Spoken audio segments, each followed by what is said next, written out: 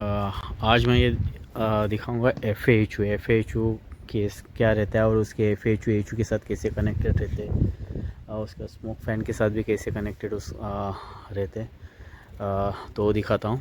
तो ये एक्चुअली देखोगे तो ये F A H U fresh air handling unit में अगर देखोगे तो ये वाला फ्रेश एयर डक्ट है, यानी यहाँ से जो है, ठीक है, आपको दिखाता हूँ। यहाँ से फ्रेश एयर यानी एम्बियंट में जो फ्रेश एयर है वो इंटर होता है, ठीक है।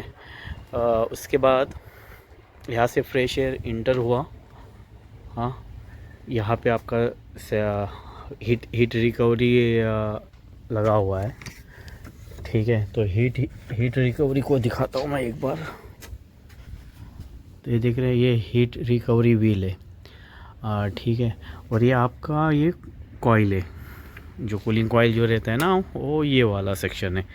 तो इसमें कैसे रहता है कि अभी आपके जो चिल वाटर लाइन जो है, ठीक है, तो ये आपका इंटरिंग वाटर हो गया, चिल वाटर। ये अगर नीचे का जो सेक्शन देख रहे हो, ठीक है, ये नीचे वाला ये इंटरिंग हो गया और यहाँ से फिर आउट हो गया, ठीक है। तो इंटरिंग में अगर देखोगे ना, तो आपको इंटरिंग का मैं एक बार दिखा देता हूँ कि सिस्टम कैसा रहता है, ठीक है।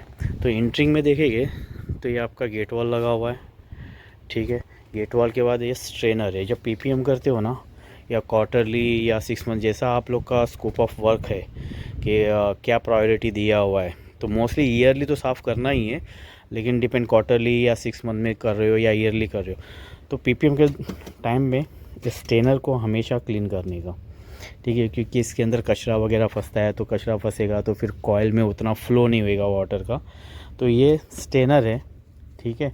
और ये जो पॉइंट दिया हुआ है यहाँ पे और यहाँ पे, ये टेस्ट पॉइंट्स है, ठीक है। यानी यहाँ से अगर इन दोनों के बीच में टेस्ट पॉइंट्स है कि कितना ये टेम्परेचर दे रहा है या फ़्लो कितना हो रहा है। फ़्लो टेस्ट करते ना, फ़्लो टेस्ट करते हैं, या आप टेम्परेचर भी डायरेक्टली इसके अंदर टेम्परेचर प्रोब आता है, वो डाल के भी चेक कर सकते हो कि चिल वाटर में आपका लीविंग कितना आ रहा है, इंटरिंग कितना आ रहा है चिल वाटर, ठीक है। ये पीआईसीवी है। पीआईसीवी जो एक्चुएटर्स जो रहते हैं ना, हाँ, वो ये वाला रहता है, ठीक है। तो इसको कभी भी है ना, एक्चुअल ये कैसा, मतलब मैं अभी एम्बिएंट में गर्मी, यहाँ पे जीसीसी में गर्मी बहुत रहती है, तो उसको कवर करके रखोगे ना, तो एक है कि डायरेक्ट सन से भी प्रोटेक्ट हो सकता है, और प्लस इसको शेड भी मिलेगा, तो इसकी जो एक्चुएटर की जो लाइफ है वो बढ़ेगी इससे। तो ये ज़रूरी है शेड करके रखना, करोगे तो अच्छा है। ओपन में अगर रखोगे तो जल्द वो डैमेज होने के चांसेस रहते हैं।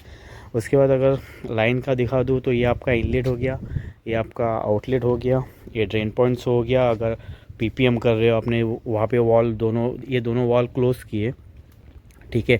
स्ट्रेनर साफ़ किए, फ्लश अगर लाइन को फ्लश करना है, तो लाइन को फ्लश करने के टाइम पे आप यहाँ से ड्रेन, ये जो ड्रेन है, ठीक है, यहाँ से आप ड्रेन करके इसको फ्लश आउट कर सकते हैं। उसके बाद यहाँ पे जो एक्चुअली अभी ये ओपन नहीं कर सकता, ये हीटर सेक्शन है, ठीक है। अगर हीटर सेक्शन इसके लिए लगाते हैं कि अगर आपकी ह्यूमिडिटी अभी आप फ्रेश एयर अंदर से बाहर से ले रहा है, तो साथ ही साथ आपका ड्यू भी ह्यूमिडिटी भी आ रही है साथ ही साथ, तो ह्यूमिडिटी को थोड़ा ड्रॉप करने के लिए, ठीक है, अगर ह्यूमिडिटी आपका 70 है तो ऑलमोस्ट ड्रॉप करेगी 30 तक या 45 तक जो, तो इसके लिए हीटर सेक्शन लगाते हैं एफ में।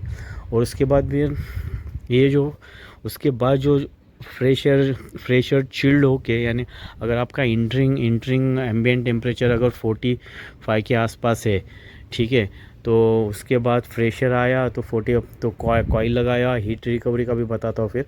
कॉइल के बाद आपका टेम्परेचर ड्रॉप होता है, टेम्परेचर थोड़ा सा ड्रॉप होने के बाद फिर हीटर सेक्शंस है जो उसको ड्यू को, ह्यूमिडिटी को का ड्रॉप कर देता है। उसके बाद फिर फ्रेश एयर, हाँ, यानी ट्रीटेड जो अपना फ्रेश एयर जो है वो आपका एच के अंदर चला जाता है, ठीक है। तो एच के रिटर्न में जाता है।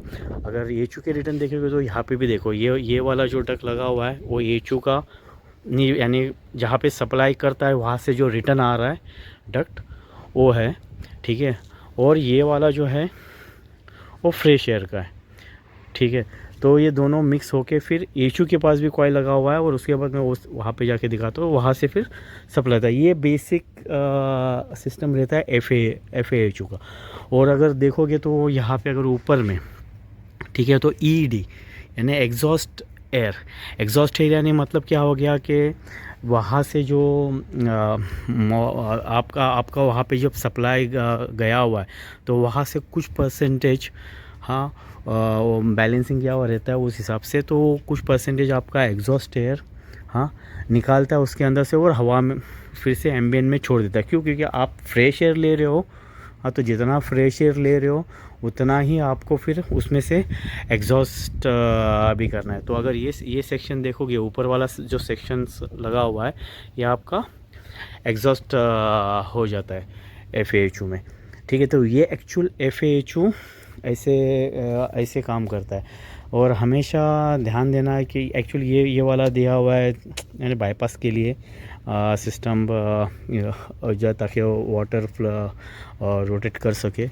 और अगर आप देखोगे तो एरिया वगैरह आपने अच्छे से क्लीन रखना है, नीट रखना है। आप जितना पीपीएम अच्छा करोगे उतना अच्छा रहेगा। यहाँ पे अगर देखोगे कि एयरवेंट दिया हुआ है सिस्टम में, ठीक है।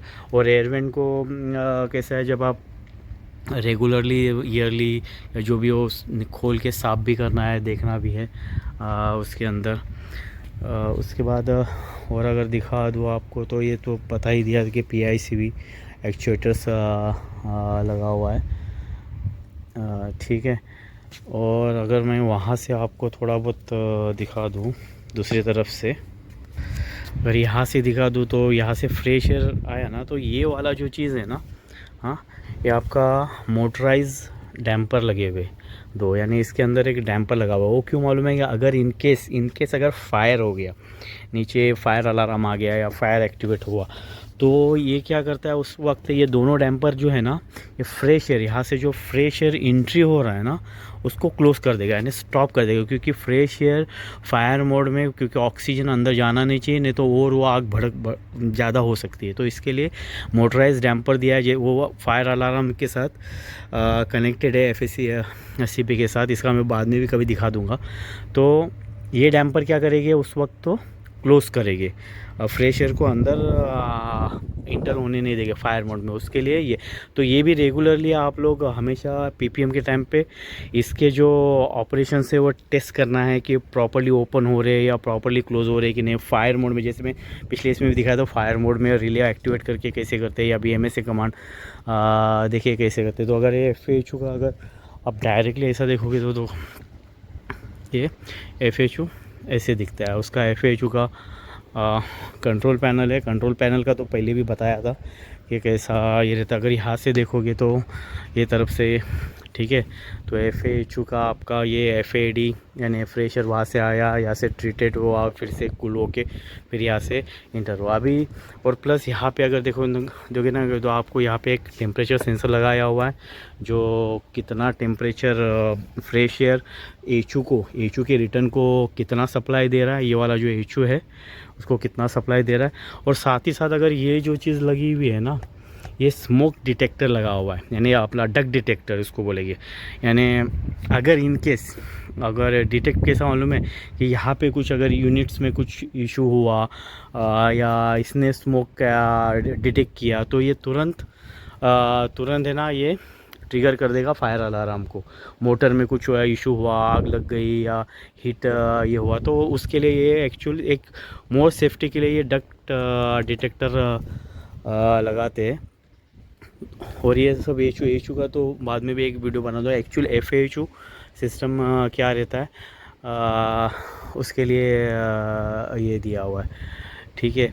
और DPS चीज़ का तो पता ही है कि ये जो लगे हुए प्रोब्स हो, उसके लिए अगर ये एक डक्ट में लगा हुआ है कि यहाँ पे लगा हुआ है, ये स्टैटिक प्रेशर से आपको बता देगा कि एक्चुअली ये उसके लिए दिया हुआ है कि एचू ऑन ऑफ, यानी ब्लोअर ऑन है और एचू ऑन है या नहीं है। उसके लिए उस फीडबैक के लिए BMS में फीडबैक के लिए लगाया हुआ है, ठीक है।